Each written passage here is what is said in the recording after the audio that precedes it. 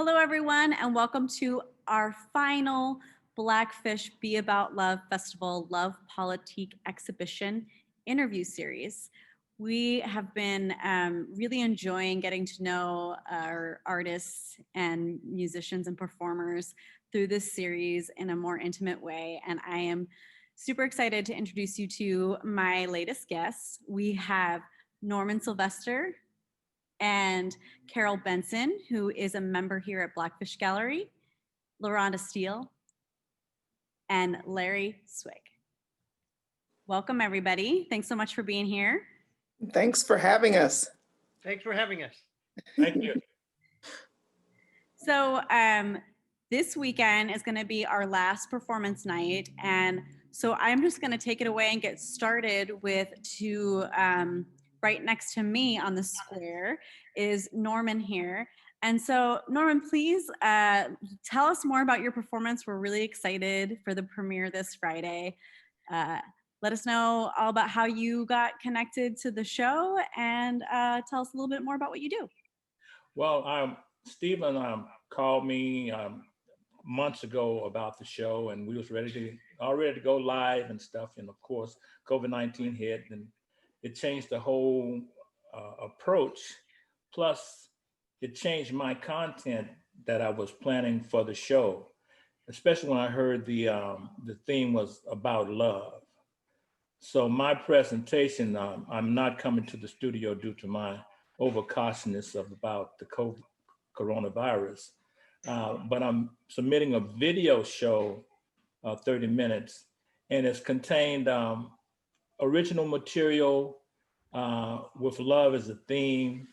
And one of my first pieces on there is just a funky groove that's kind of takes you back to the Motown era when things were a little bit easier and life was a little bit cooler. And it makes people reflect back to when life was simpler, you know. Then I do two more songs that we did at the Alberta Rose Theater back in April with my daughter Lynanne and myself. And it's just a little blues history kind of a thing, a Norman Sylvester original. I wrote a piece called Test, Track, and Trace that will be submitted as a PowerPoint movie type video.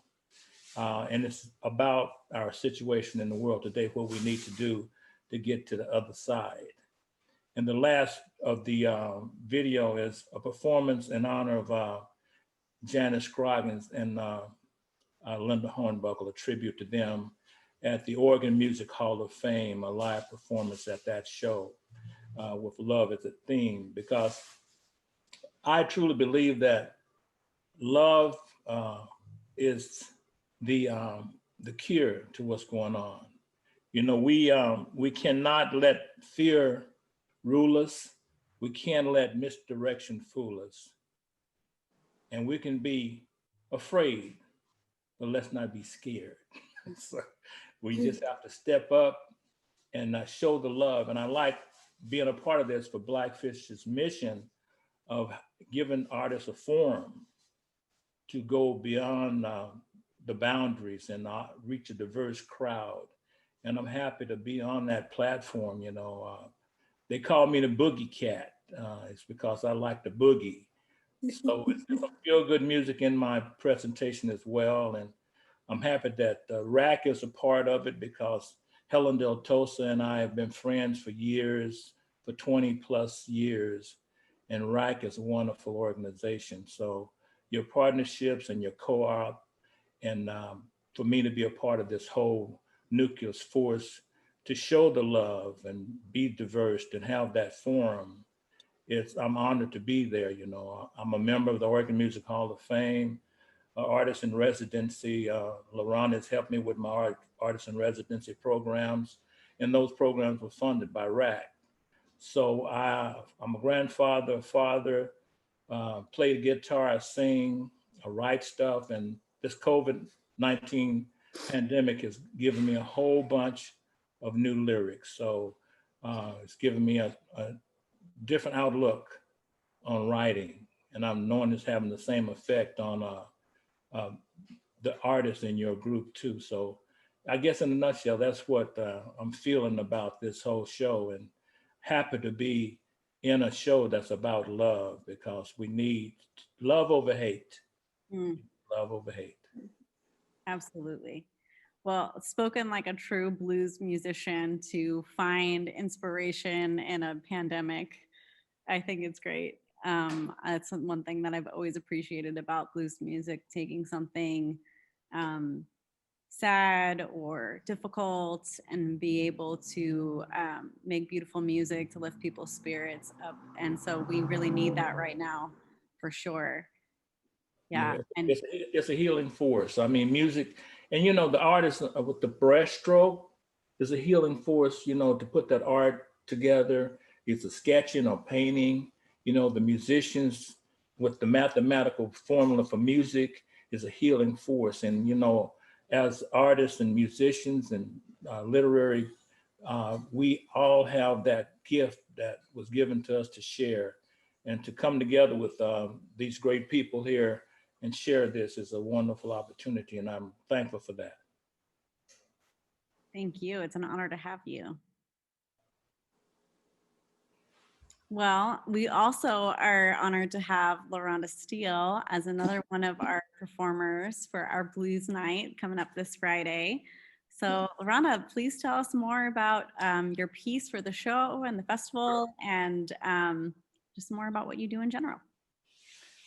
Well, again, I'm LaRhonda Steele, and I'm so honored to be a part of this Be About Love festival. So I was introduced to Blackfish Gallery and this festival through the Boogie Cat, Norman Sylvester. Isn't that right, Norman? I think you gave them my name. Oh, he probably muted himself. He has been my mentor and Yes, friend, he and that's Paula correct. for, That's correct. yeah, okay, for many years. So when I got the email, I just was excited. So my career here in Portland and my life really is about love and inclusivity. So a lot of what I do and what I sing about now is that, and I still sing about some fun stuff, the blues and a little bit of rock and roll and jazz. I do a little bit of all of that. But what really resonates with my heart are songs that uplift the hearts of others. And so my presentation kind of encapsulates all of that. And I wanted to introduce an original song in the, so there's a couple of original songs in the set, one of which my husband, Mark Steele, wrote. And what's so funny about that, that one was the hardest one to do. I think we may have had 7 or 8 takes on that one, but you won't know it when you see the video. And so it's just so interesting, that particular one took quite a lot of takes. And we also did an original that I wrote called Full Grown Woman. And it brought me back to to myself. I had been diagnosed with stage 3 breast cancer about 7 years ago, and I was undergoing treatment, and it was quite painful. And when you're caught up in the pain of the treatment, I just kind of forgot who I was, and I said, let me go back to my roots, and which my roots are gospel and they're blues, and that's why I'm so happy that I got to work with Norman for the first part of my career and still now when I moved here from Oklahoma. So I was sitting there one day in the grips of pain, and I said, I'm not gonna succumb to this. I'm gonna remember who I am. And so I started to write this sassy lyric, about being a full-grown woman, that I'm in control of every, of I'm in control of this. And so that's what art and that's what coming from a place of love really is for me. It's about overcoming the difficulties of life, overcoming those things that we think might be, insurpassable, unsurmountable. That's what gospel and blues music does. And that's what this beautiful art does. When I walked into Blackfish Gallery to do the recording, I was immediately drawn to Larry's and the beautiful artwork that's behind you right now. I was immediately drawn to those pieces. They just spoke to me in a loving way, and it's really cool to be sharing the blues night with these two wonderful artists. So that's what I'm about. I'm about inclusivity. I'm about love. I'm about us having fun together, crying together, worshiping together, all of those things, but about being in community with one another. So. And LaRhonda is, if I might add, a phenomenal performer. And since you know, she went off strong on her own, she put together the Portland Interfaith Gospel Choir. Oh yeah. So that brings she and I together. She hires me now. So you know, that shows you the power of just growth. You know, and Right. I'm just it's tears in my eyes every time I get a call from her. Because when she first started, when she first got here, she only sang 3 songs with me 25 years ago. And she has grown and she's been overseas to Italy. She's just done all these wonderful things, you know. It's just a wonderful thing to see the growth in an artist like LaRhonda, you know, I'm 75 years old, and when I look over my shoulder in my rear view, I see so much beauty behind me with artists like LaRhonda. You know, it's just, you know, it's just, you know, to see that growth. And when she and I can sing together, and it makes the hair stand up on the back of our necks, you know, just, Yeah. you know, and, you know, we feel that, and we'll always have that connection. You know, we've been blessed with that connection in our lives. Yeah. Yes. You know, that was a blessed day when I met her. Me too. Norman and Paula are really my family here. They are such incredible mentors and supporters of all types of art. And I'm honored to be here with you, Boogie Cat. Yeah. Okay. That's the love fest between me and Love Norman. fest, and we're gonna transfer it over to All the Blackfish. love. We want all the love. Bring it all in. Bring it Yeah, all Blackfish is what I've seen, even looking at your website, is that your mission statement is about family and diversity and going past commercial boundaries, giving a forum and a venue to the artists to express themselves. So, you know, with that, we can turn it over to the artists to speak, but we're happy to be a part of your family, you know, and your creation. And, you know, this show, the Blues Night on the 30th, it's going to be a rocking event, as has been the rest of your shows. You know, we're just trying to keep the ball rolling and happy to be a part of it. But as LaRhonda said, it was her full-grown woman was letting people know how she had arrived. Hoochie Coochie Man was the same thing for Muddy, you know what I'm saying? Yeah. You know, so RESPECT for Aretha Franklin was the same thing for Aretha. You hear what I'm saying? And Etta James and her things, you know, when she was speaking about, you know, some of Etta's songs, you know, about being full grown. And so I think it's that maturity. We feel that maturity, and we get to be a little bit just happy about it, you know. Gives you a little bit more strut and stride and a little bit more in your music, you know. Yeah. So just adding that little historical piece about that's what that gospel and blues have done over the years.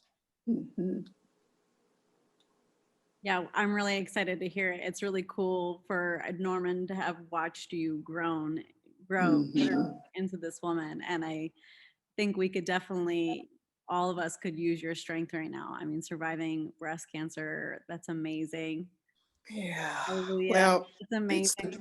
It's the grace of God. I figure, you know, since I'm still here and I'm cancer free, my life is about love. I'm going to be about love, and I will not just sing it, but I'll show it in my everyday life. And that's what I do. That's how we do. So Janice Scroggins and I used to say, that's how we do. Yeah. Love it.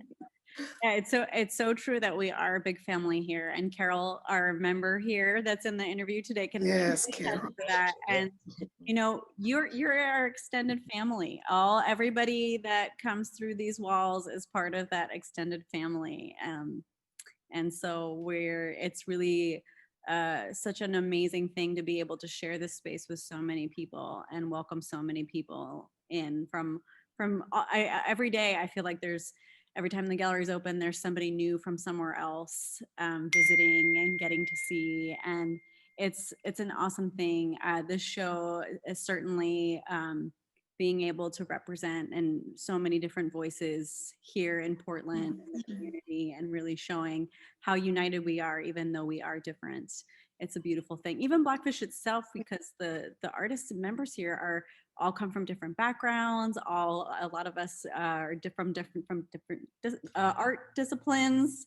And it's really cool how the harmony, right? You guys are musicians, so you know the harmony that comes through with all these different tones and flavors, and it's amazing the magic that happens here. So Carol can tell us a little bit more about that, being a member, and I am sitting in front of her piece that's in the show, Yes. and she can tell us more about that too. And I'm going to actually step out for just a second so you can see it a little bit closer. Sure. Standing right in front of it. Beautiful. Well, I'm glad to be speaking after the two of you because there are so many parallels between the arts, and it's very inspiring to hear you talking about the love that you put into your work. I know we all do that, and sometimes it's a challenge to put love into your work. I feel in these dark times politically, when Christopher told us the title he was thinking of for his show, that he wanted to mix politics and love. To me, that was a real challenge because there is so much negativity and so many things going on that we can't stand politically. But I guess I go back to, I'm a painter usually, and do some work with sculpture, but I often do go back to working with fabric. And for one of our prior shows, which was about pacifism in the gallery, I made a quilt. I worked with fabric and made a quilt out of patterns from different armed forces. So the camouflage, the Iraq War fabric, the World War II jungle fabric. So I used all different uniform patterns from to put into a quilt, with the idea that turning war into something comforting or something peaceful. So for this one, I ended up going back to fabric, and it didn't come to me immediately what kind of work I should make, because as I said, it was hard to think of love in connection with politics for quite a while. But I'd been sewing masks for different members of my family, cloth masks for all of us. And so it came to me that the masks are, of course, important. And if I make a flag out of the masks, I'm maybe bringing an idea of unity, of we're all in this together. And the title is E Pluribus Unum, so in Latin, that out of many, one. And I feel the many pieces come together. And so what I used for the pattern was the size of mask that I'd been making for my 4-year-old granddaughter. And to me, I was thinking, I'm making these out of love, of course, for her, but I'd rather be making doll clothes for her, of course, if I'm going to be sewing something. But no, here I find myself making masks, even for a 4-year-old. So I used that size pattern, and there are 104 of the little masks. And the elastic that would go around people's ears, I think, adds a little bit of quirkiness to it, because it otherwise I think it would be very kind of stationary, but because the little elastic twirls in different directions, it kind of livens up the piece a little bit more. let's see.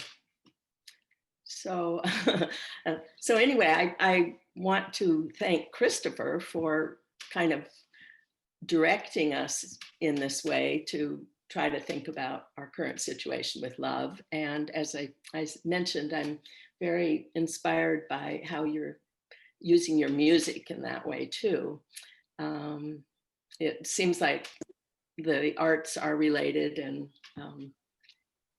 the more we work together and try to see it, I guess, through this viewpoint, then the more hopeful we all are. So Carol, can I say that I just love the way, I think I was drawn to it because of course it's an American flag, but the imagery of the masks being for children, you know, for your 4-year-old Right. granddaughter, right? Yes. It just reminded me of how it's all tied into, we have to wear masks right now so that we'll have a future. And the kids, you know, we always say that the children are the future.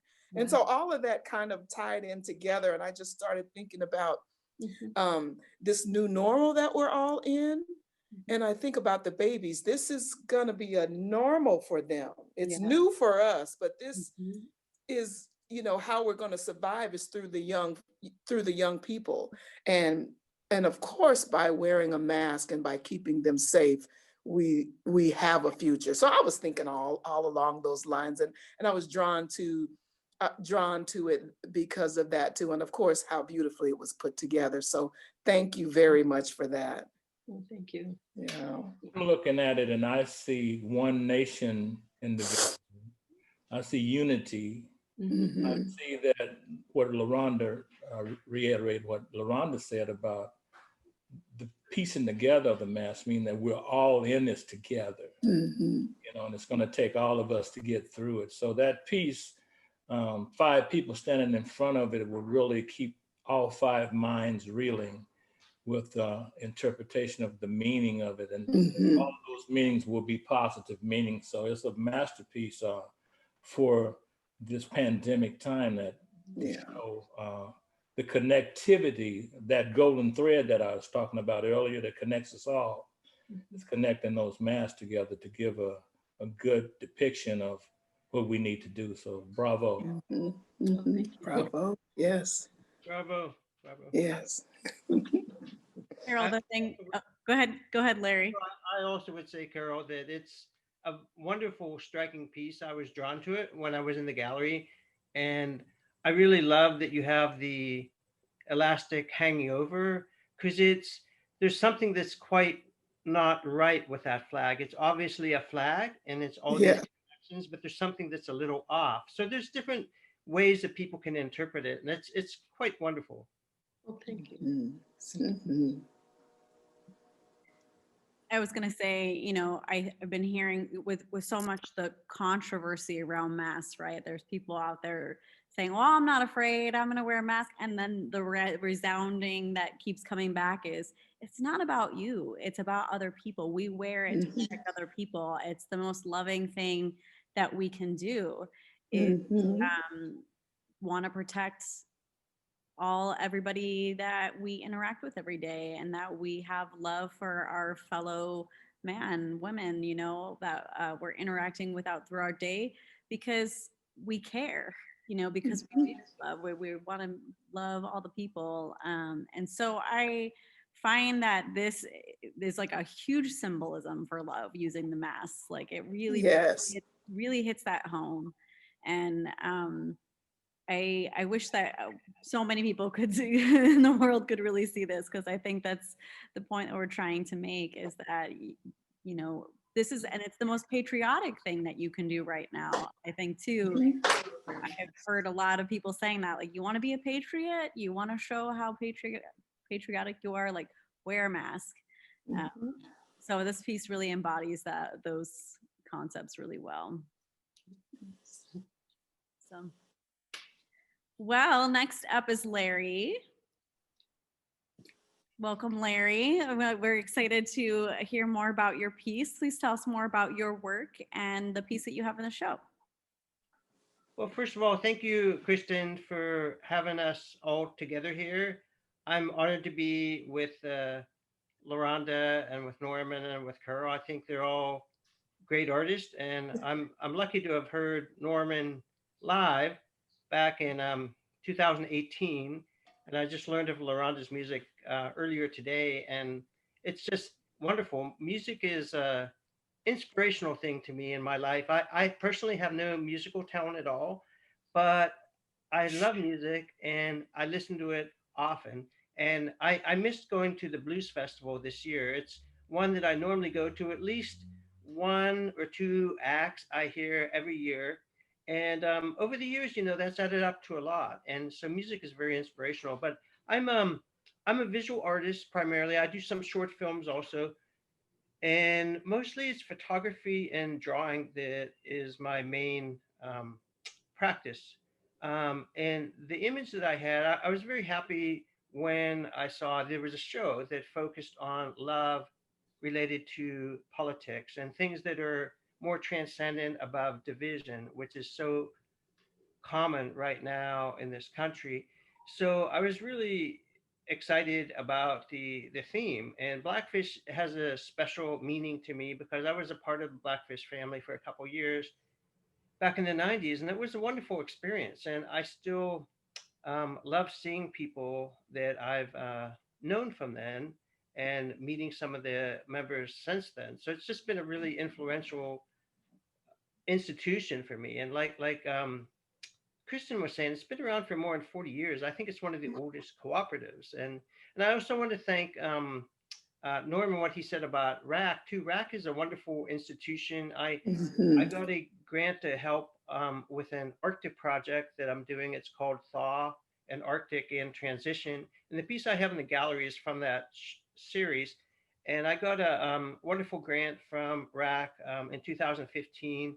And I'm very grateful still years later for that. This piece that I have, it's called Niori, and Clyde River, which is also, I think it's Kangitugapik in Inuit, um, Nunavut, Canada. And um, he is a wonderful uh, person that I didn't get to know too much when I was there, but then I learned more and I was very impressed. So he helped me to go out and get some pictures on a snowmobile. And he had just come back from where he had been in another part of Baffin Island. Baffin Island is this huge island.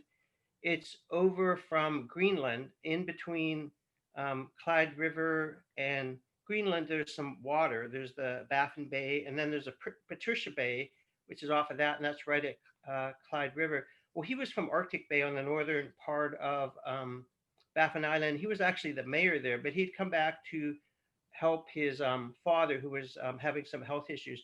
Well, anyway, we had a wonderful experience, and he showed me seal holes where you could see the seals and some of the wonderful life. You don't think about there being a lot of life that is rich in the Arctic. And you can see in the picture in the background there, there's a lot of ice. And it was ice covered when I was there, but it was starting to thaw like it does every year, and then it refreezes. Well, anyway, so we went, and then I later learned that not only had he been a mayor where he was in Arctic Bay, but he was still now a bit of an activist. And so after I came back, I learned that just 2 weeks after I was there with him in this small town, this is population of about 600 people, um, 250 miles from the nearest town. So it's quite remote. He had gone to with his neighbors to advocate that there be no whaling, sounding for oil and gas drilling in Patricia Bay near Clyde River, and that's because they do traditional whaling there, and they thought that the sounding would impact the whales, and he said that that would ruin the Inuit way of life. So anyway, he appealed to with his fellow community members, and this is an act of love too, for an act of love for the ecology there, and also for the town people, because people share the resources there. If there's a whale or if there's a large fish, people will share what they don't need, or if a caribou, which are there, people share with their community. It's much more integrated into the culture. We don't really have too much of that here in Oregon, but it's a wonderful thing about the Arctic because it's such harsh conditions there.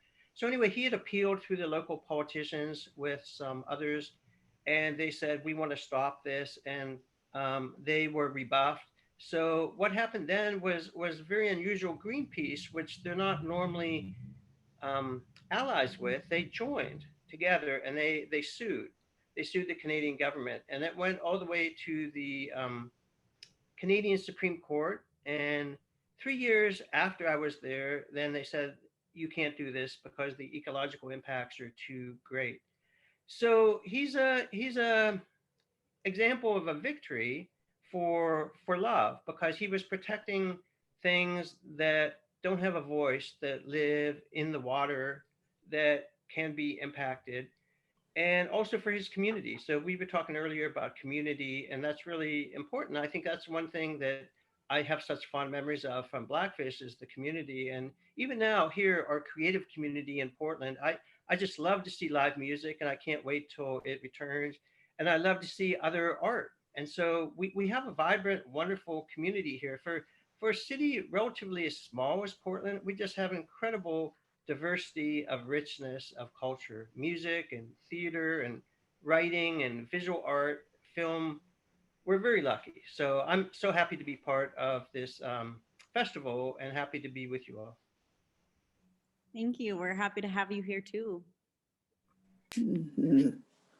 And Larry, your artwork,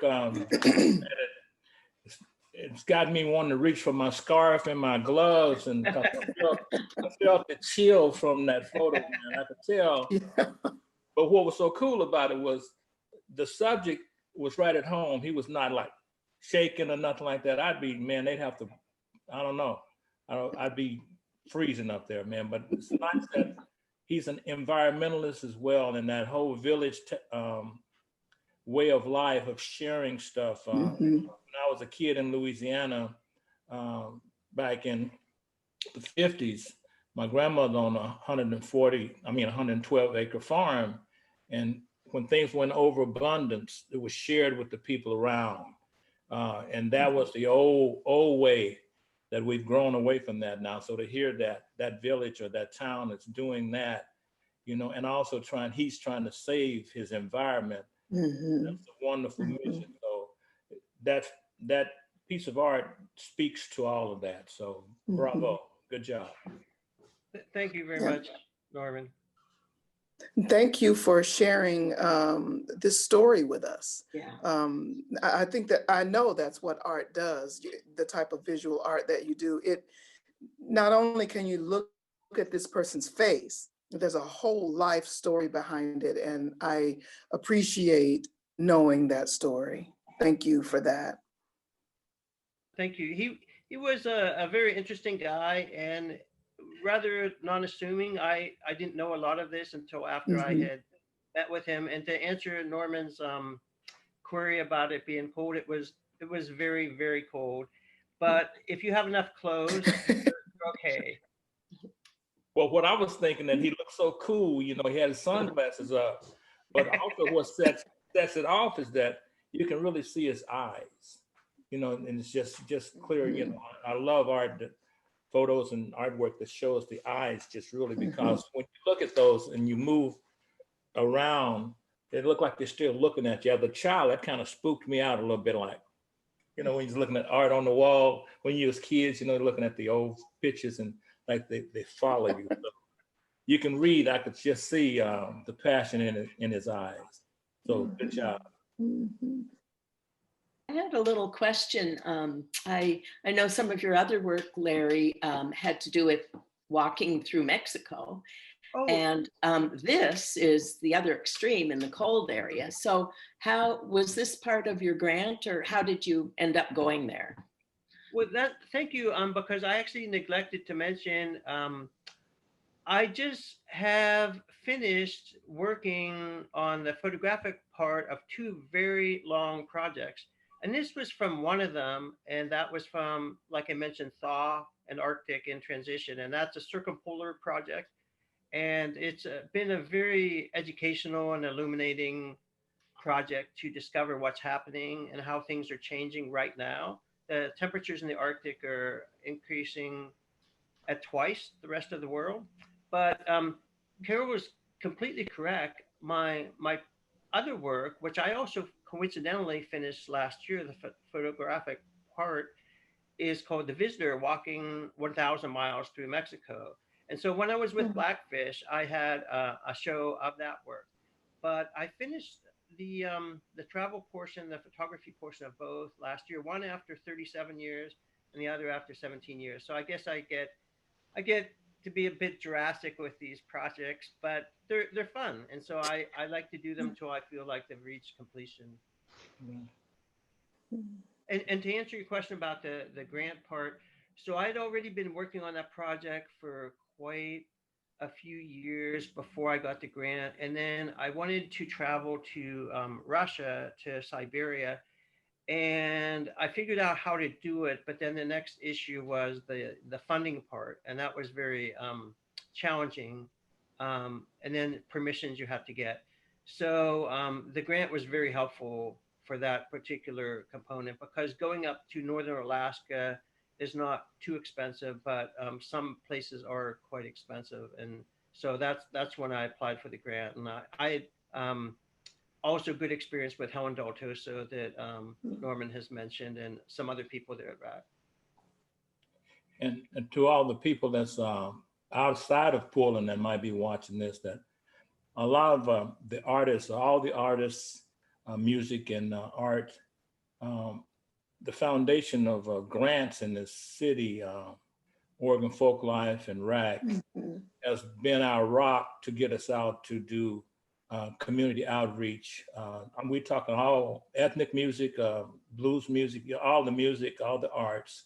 Right. We reach out to children and to communities and to bring cohesiveness about the arts of all cultures. So those two grant organizations are our foundation here in Portland. And then you come to a venue like Blackfish, which is like, we had a club called the Candlelight years ago that created a whole family of musicians and people that came to see us there. And LaRhonda and I are still riding that wave of the Candlelight Cafe from way back in the day.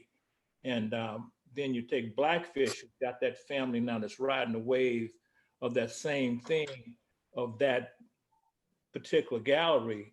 And those kind of places last a lifetime for memory, because all the network that you get together while you're a part of those organizations that really reach out to the community and bring people together, those are lasting legacy memories that we're creating here. So that's the reason we are just saying bravo to Christian and Christopher and Stephen and everybody that's a part of that for being about the love, because the Lord knows we surely need it right now, because God, like I said earlier, to do love over hate. And we are happy to be helped by RAC and Oregon Folk Life. I will just echo that, because we are so grateful that RAC was able to award us a grant to go towards this show and really see our vision and support that vision and back us up. And they've done that time and time again for us and so many other wonderful artists throughout the community. So we are really I'd like to mention. Go for it. I'd like to mention about RAC too, that the Portland Interfaith Gospel Choir got a grant from RAC to go out and sing the art form of Black gospel music to the people who are served food at St. Andre Bassette's. And so we had a cast of African-American artists such as Reggie Houston, Arietta Ward, Michael Baker, along with the Interfaith Choir. and we sang in that small room. We sang just beautiful Black music and some music from New Orleans and some soul music, and it was just beautiful. Thank you, Rack. Rack is amazing. One more quick Love story. Rack, we love you. One more. Yes, we quick love story you, Rack. about Rack is that I worked with the Good in the Hood Festival. North Portland had been known for bad press. So when this festival came together, we wanted to bring in people from the outside to see that it was good in the neighborhood. And Rack afforded me those community outreach artists that had already gotten their grants. They let me know that they hadn't cashed them in yet. I would call the Mexican dancers that did the folk Mexican dance, and the Cambodian dancers, the didgeridoo players, the potpourri karate guys, the African dancers, and just request if they wanted to use their grant for my festival, and they would come and do my festival, and I would just sign the pink slip, and it exposed all the inner city kids to all those different genres of music. And that's my connectivity with Rack and Helen Del Tosa. And she would come to some of those events, and she's got a groove, and she was dancing with the whole group. The Ford and the Grant, and Nancy Nuns over at Folk Life back in the day. So I have a history of that, and my community outreach, Ethos Inc., which is a group that teaches kids how to play instruments, and LaRhonda helping me at Irvington School for 7 years with the Music and Social Change program, which taught 6th, 7th, and 8th graders how to write their own lyrics. And at that age, the kids lock up the voices inside of them. But through the RAC grant and LaRhonda's help and the late Janice Scroggins and my band, we were able to help those 6th, 7th, and 8th graders write music, their own songs about chocolate, politics, whatever it was. And at the end of the semester, we'd go in and take the whole band and we'd work with the kids. They'd have a recording session from 9 in the morning to 3:30 in the afternoon, and all their songs were recorded, mixed down, mastered, and given back to them as a donation to the school for fundraising. And that was right for that as well. Yes. That's awesome. Really, really great. Well, we're so grateful for all the great work that they do. We're also grateful for, I want to give a plug too for the Wilsonville Arts and Culture Council, because they also are underwriting this festival. And we also have a GoFundMe going on our, you can access it on our website. We still do have some more fundraising to do to cover all the costs of this show. So if you've enjoyed these interviews, if you've enjoyed these performances, if you enjoyed the exhibition, please send us some love through our GoFundMe. We also have some great perks you could check out on the GoFundMe page to kick back to you for your generosity. And we're really relying on our community, as you can tell, to make this happen and to meet our goal. So we ask that you, if you feel moved by these performances, that you go make a contribution. And we really appreciate all those who have already contributed, because we've already raised about $1,100 to date from many funders. So we thank you for pitching in. And we have faith that you guys will get us there to our, Oh, yes. our goal. Yes. So spread the word. We really appreciate that. And so the final note as we wind our time down our time here. I'd like for each of you, I've been asking everyone kind of, what do you hope that our audience takes away from this experience? What do you hope to impart on our viewers? We can start with Norman. We'll start with you.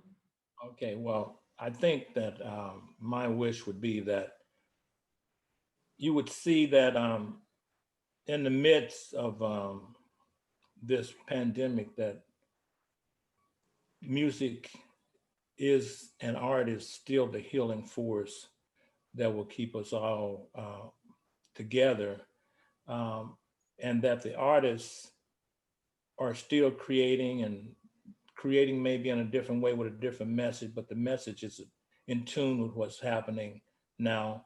And it's there to generate us toward the other side of the pandemic.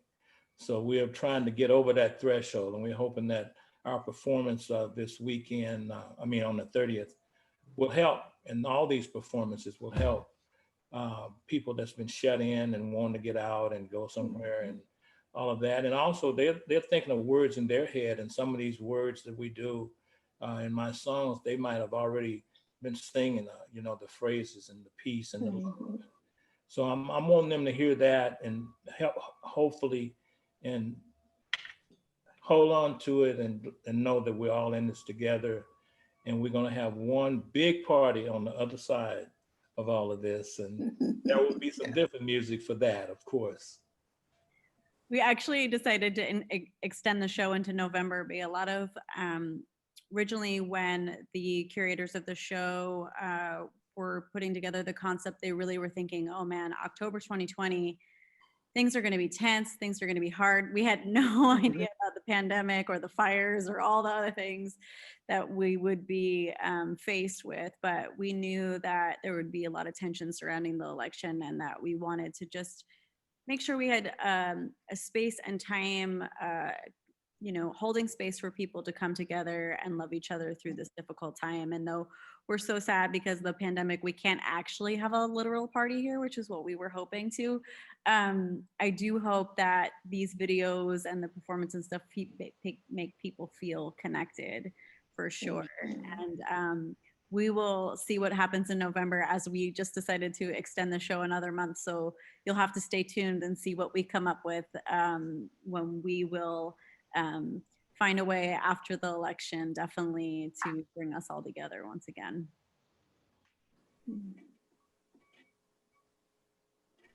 Carol, you want to go next? Sure. I ran across a quote this morning, a very short one, but I thought it was just perfect. And it was from Charles Ives, the American composer. And he said, "The fabric of existence weaves itself whole." And so I thought, yes, with positivity and with love, we will be woven whole. I love that. Love that.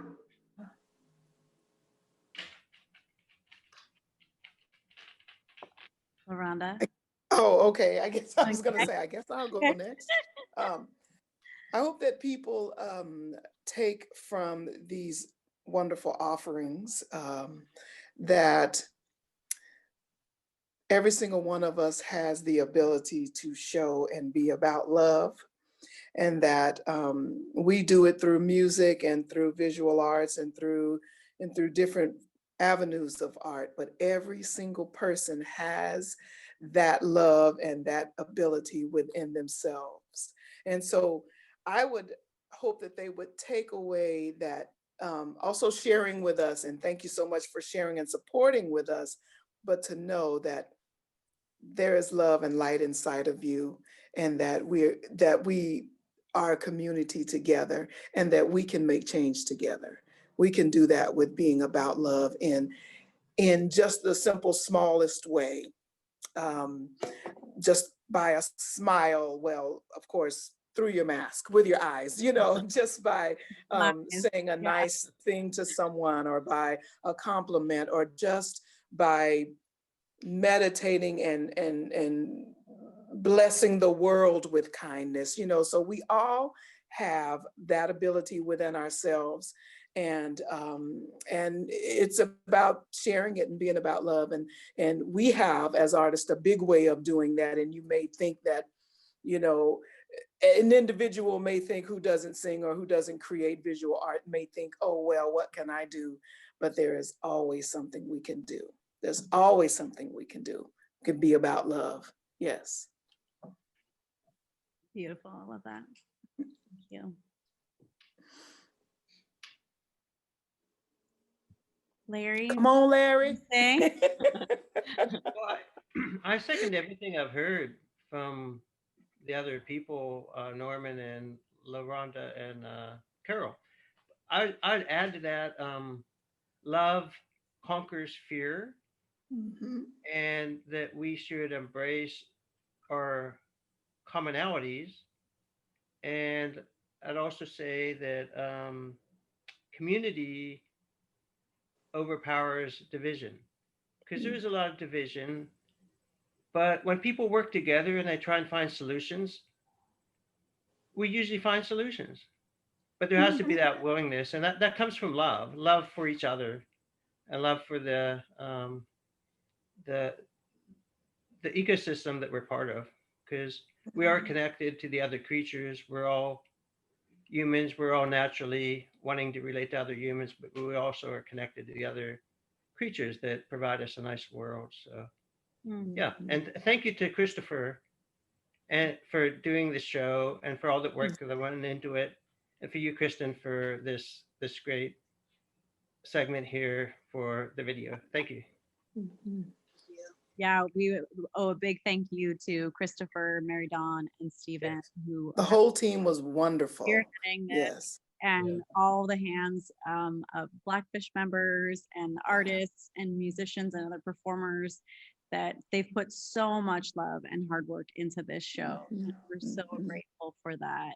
And I think, and just in general, you know, it's interesting how the act of creation is an act of love, and how we really do, as people, as a country, you know, even as people, all citizens of the earth, we get to create the world that we want to live in. We get to decide what we want that to look like, how that is. We're all a part of that. And so I think that this show is just like a microcosm of what we're hoping to create, a ripple effect out into the world in whatever small way that we can, to really show this is the kind of world that we want to create. This is the kind of world we want to live in and be a part of, one that is rooted in love. And so thank you all for being a part of that. Thank you everyone for watching and participating. And we thank you so much. It's an honor to get to do this. So thank you all for being here and sharing. So Bless you. Thank you. Thank you. You're welcome. And on-screen round of applause. Yay! There we go.